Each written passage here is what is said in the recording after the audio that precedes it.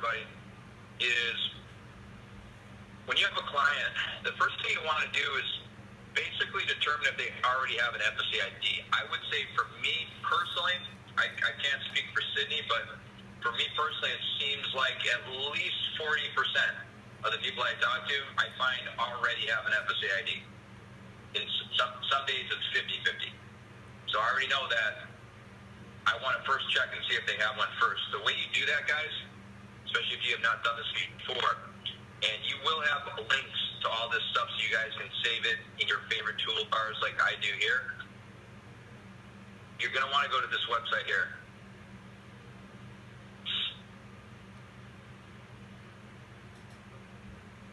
Whoops, I'm too fast. You want to go to the studentaid.gov website. It's going to bring you to a screen that looks like this. And can everybody see that okay? Yep. All right. So you have options. You can log in. You wouldn't do that. You can create one. You wouldn't do that just yet. Or you can do what's called edit my FSA ID. This is where you're going to want to go first to check and see if your client already has one. Now, what you're going to figure out really fast is when you ask a client flat out if they remember doing it, most of them don't remember doing it. Even if they did do it, and even if they remember doing it, more than likely they don't remember their username and password. So I don't spend too much time trying to dig that out of them because it's kind of a waste of time. I just take I copy and paste their email address that I already have in my CRM. Just verify that that was probably the email address that they more than likely would have used when they did take out their student loans, assuming that's the same email that they used when they took out their student loan. You want to go here where it says forget my password. So you click forget my password. You'd copy and paste their email in there, whatever it would be. You don't have a student loan, so it's not going to do anything.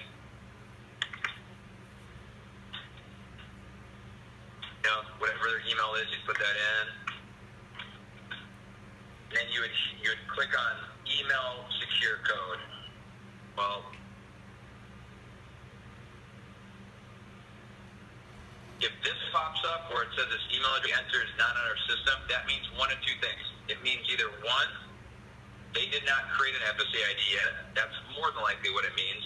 But what it could also mean is the email address that you used wasn't the same email address that your client used when they acquired the loan. So before you still assume that they don't have an FSA ID already, just maybe ask your client, hey, do you think you would have used any other emails when you took it out? And if they say something like, no, I only have one email address, I've had this for the last 6 years, there wouldn't have been any other email. Well, then that red pop-up would indicate that they probably don't have an FSA ID, which means that you're going to have to go in there and create it for them, which we're going to show you how to do in just a few minutes. If they do have an FSA ID created, what would have happened is it would have went through and this section here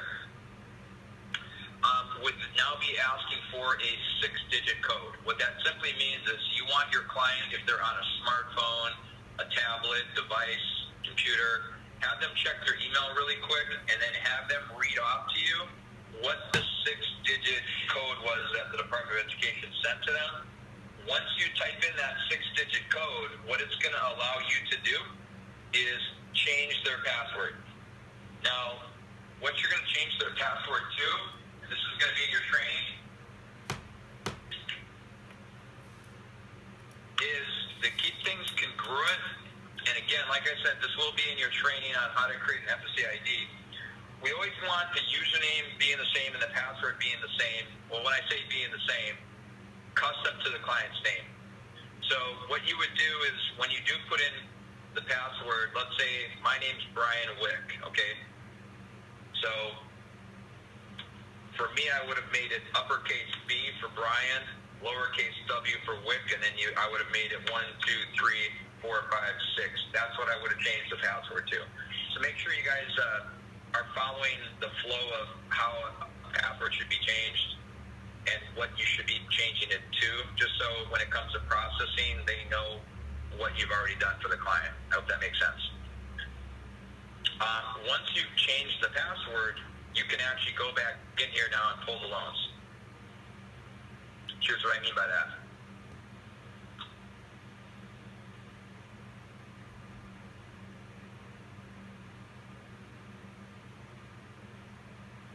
Since you already have their email address that was associated with their FSA ID, you essentially already have their password at this point.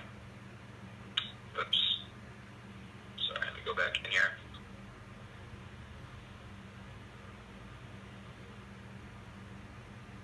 So now I could log into the student aid website at this point, meaning I can just simply put in their email address that can be used as their username. So I don't need to worry about changing the username at this point. And now I just changed their password to, in this case, it was uppercase Brian, or B for Brian, lowercase w, and then 1, 2, 3, 4, 5, 6. Just know with the password, you do have to have at least one uppercase letter and some numbers. That's why we have it set up that way. So that's how you could pull the loans up, assuming the client already has one. Does anybody have any questions on how to determine if they have one and what to do if they do have one? I have a question. Sure. Okay. Who is this, by the way? I'm sorry. This is Kevin. Kevin, okay. Yeah. Okay, so if we do not know their username, wouldn't we have to do the very same thing for their username? So in other words, send No. on the 6-digit. Okay, so if that email came up as an error that that email is not associated with an account, what would we be using as a username? We're going to get into that in just a minute. Okay. All right. Okay, that's it. Oh, okay. Yeah, but to answer your question more detail, Kevin, if it kicks back, always remember you still want to maybe dig a little bit with your client to see if they would have had any other email that they may have used when they first took out their loans, because maybe it's just a matter of not having the right email. If they do have an email, if they say, yeah, I had an email from my school, but it's no longer active, would that old email still work?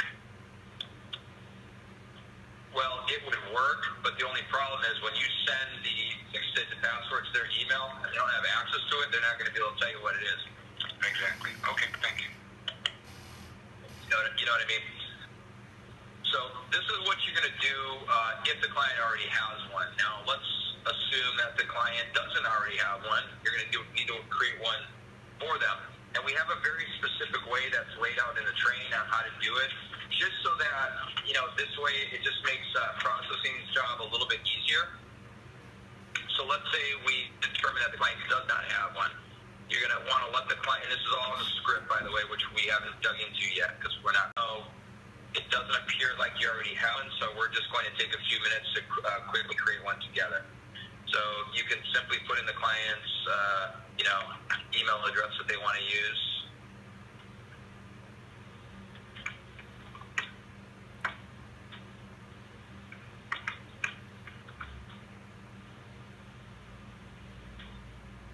And then, sorry, I'm in the wrong section. It's my fault. Gotta go to create an FSA ID, not log into. It's right in the middle. It'll look like this.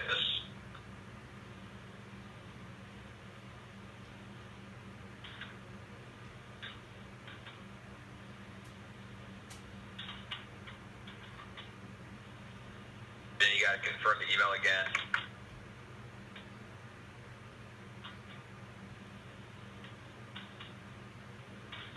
Now, for the username, what you're going to want to use for the username, if it's available, is, this is what I always suggest. Like, let's say the guy's name's Brian Wick, right? What I would do is I would go B Wick, so just first initial, last name, and then 1, 2, 3. See how it says the username's available? I'm good to go. Let's say it said the username is taken. I just would keep adding numbers 5. I would just keep going until it tells me I can use it. But if it just be quick 1, 2, 3, now it's saying it's taken. Okay, I must have used this in a previous training. So there we go. Password, just like we talked about earlier, in this case we would make it, uppercase P, lowercase W, 1, 2, 3, 4, 5, 6. Looks like we can use it. Then you just have to confirm it one more time, uppercase B, lowercase W, and you can let the client know that you're going to be either emailing or texting this to them so they have a record of it. And we do have text messaging capability in our CRM, by the way. You're always going to click yes, they're 13 years of age or older, I hope. Hit continue. It's going to take you automatically to the next page. A lot of this, guys, is self-explanatory. I always click on show text so I can actually see what I'm doing. And then you have to put in their social.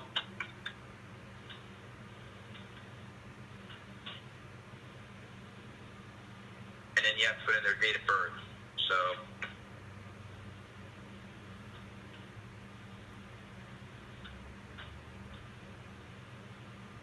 and their first name, and whatever their last name is. You don't have to worry about the middle initial. I don't ever really mess with that. I'll make his last name Training. Now, this is something I want to touch on real quick, guys. Write this down, because I'm just going to tell you to write it down. Here's the 3 most popular reasons, and I'm going to even give it to you in this order. These are the 3 most popular reasons why after you create an FSC ID, you are not able to access their loan details. Because keep in mind, it's kind of like a combination lock. Things have to be done a certain way in order for them to be able to identify that this person is linked to their loans. By far, the number 1 reason I see why people have an issue pulling up the student loans is because you're talking to a female, and that female was probably married previously or is currently married now, and she used her maiden last name when she first took out the loans, and you're putting in her married name here. It's not going to match.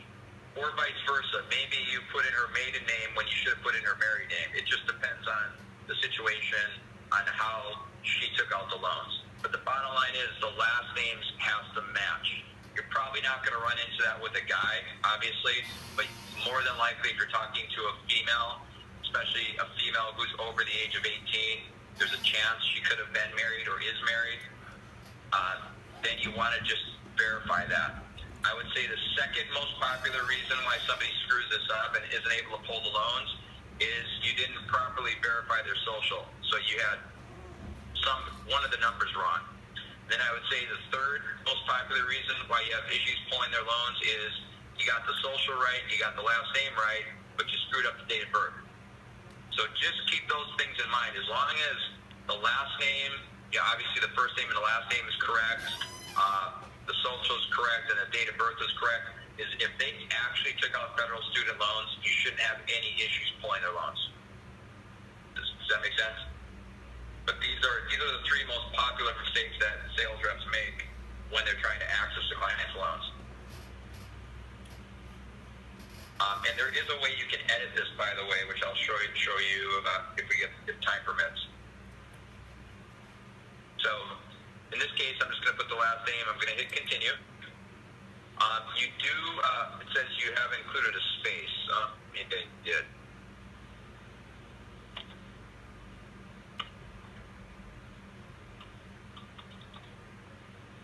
Try this again.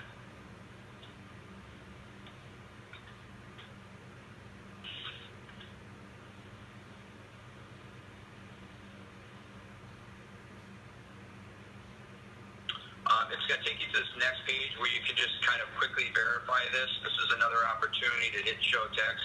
Make sure that you verify the socials right, the date of birth right, first name, last name's correct. Obviously, we have the email correct. You're just going to hit continue. Always continue. You don't need to put in the mailing address, so hit yes. And then this is ultimately where it's going to take you to the challenge questions here. We already kind of preset what challenge questions that you want to set on here and what the answers are. Not to confuse the client or not to confuse you, but only so that processing is on the same page when it comes to pulling up the loans for your client. So this is laid out in the training, but I'm just going to go through it with you. The first question is just always going to be, what city were you born in? And this is a drop down, so you can just find it in the drop down. And then I like to always do show text so I can actually see what I'm typing. Otherwise, I don't ever know that I'm typing it correctly. The answers always be the same. The answer for this, I know it doesn't make sense, but it's basically the way we do it. It's just going to be student one. That's always going to be the answer. So that's always going to be the question. That's always going to be the answer, student one. Second question is always going to be, what was the name of your first pet? And that answer is always going to be student two. Hey, Brian, I have a question. Sure. Are we going to be letting the client know the answers? That it's not going to be their actual city that they were born in or their actual pet's name? Or are we telling them, or are we just doing this? You're just doing this, and then processing can go over the fact that if they need to know what their challenge questions are, they can give the answers. Got it. The client doesn't ever really need to know the challenge questions as long as they always know what their username and password is. Does that make sense? But yes, they will have access to it. Okay, I mean, it does make sense, but I'm thinking maybe 2 years down the line, 3 years down the line, if they don't have it stored and they have to use the challenge questions to get their password or username, I was just trying to find out whether they'll actually have the answer to the challenge questions.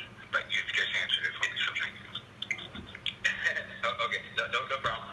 And then challenge question number 3, guys, is this going to be favorite color? You have to type it. FYI, just to speed things along for you guys when you are doing this on a daily basis, does everybody kind of know how to do like a notepad on their computer? You know what that is? Or sticky notes. So what I would do, if you on the phones all day long doing this, is I would already have like a sticky note kind of thing open. And when you get to the part where you have to like type in this kind of stuff, I already have it all on a sticky note, and then I would just copy and paste it in there. Just so I don't have to type it. Does that make sense what I'm trying to tell you? Like something like this. Only I would have I would already have like this stuff like student 2. I would have favorite color already on my sticky tab, so I can just copy and paste it instead of writing it. That's just me just trying to be efficient. You don't have to do it that way, but it would definitely favorite color, my bad. So favorite color is going to be the third challenge question. The answer for that is just always put blue. Fourth challenge question is just always going to be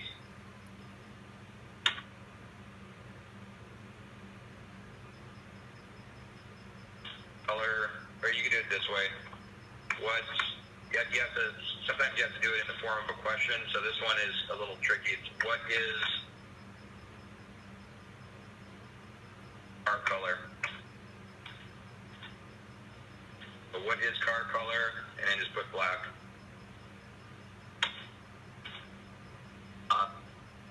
This one, guys, just make sure you write this down. So the significant date in your life, in a perfect world, we would just use their date of birth because it's easy. But the only problem is because the client or because the Department of Education will not let you use the client's date of birth for this, what we do to keep it simple is, like, let's say the client's real date of birth was 12. Let's say this is his real date of birth, 12/01/1972. What you do is we just make them a year older. Does that make sense? So in this case, by making them a year older, I'm just going to make it 71. Everybody understand what I just did? So on challenge question 5, it's always their date of birth, but you're making them a year older. Because it won't let you use their actual date of birth. But that way processing will always know what that answer is. Make sense? So just their date of birth, you're just literally making them a year older. And then continue.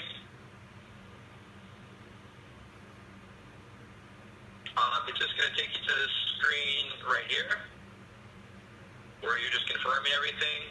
You just need to click on this little box here, just as I certify that this information is correct. You're going to hit continue. It's going to ask to verify your email address. You never have to do this. I repeat, you never have to do this. If you do, it's just going to force you to do another step. So you always want to hit continue without verifying. And the way you know you successfully created it is it literally tells you right up here. It just says, can everybody see that? You successfully created your FSA ID. So now now that I created it, assuming this person has federal loans, assuming I put in the correct first name, last name, date of birth, and social, essentially I should be able to access their loan details now. Because now I can go into the part where it says login, and I was the one that created their username, so I should be able to type that in here, and then I created the password, so I should be able to type it in here. And once you hit login, you would have access to all of their loan details. Does that make sense so far, guys?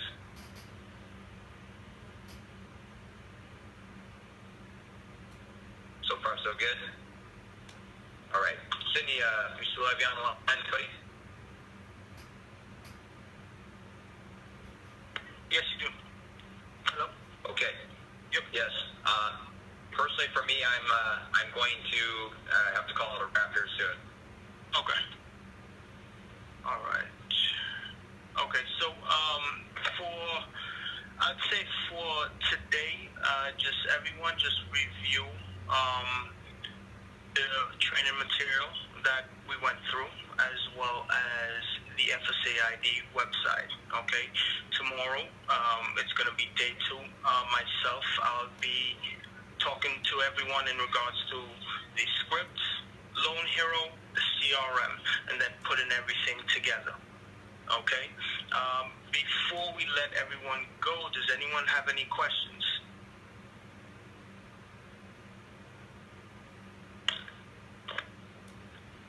No, not me. I have a question.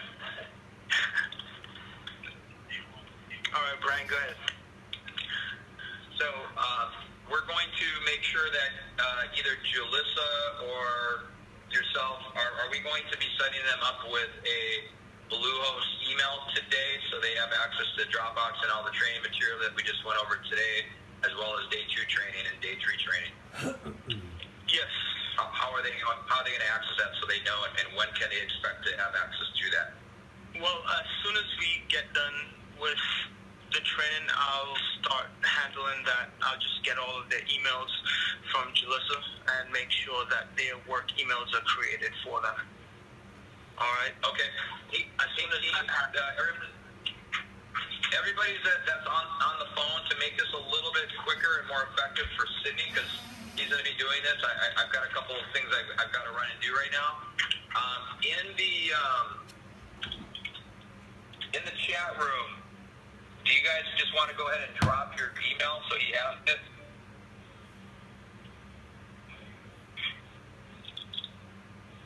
So,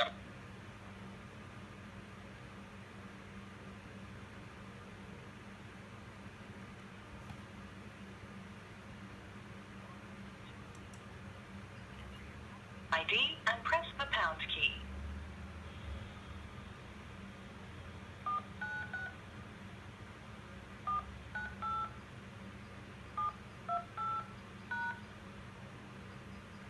You will now be placed into the conference. This call is being recorded. the days of training, because City, I don't want this to confuse you. We're condensing everything in days. but in Dropbox, you're going to see day 1, day 2, and day 3. You guys want to make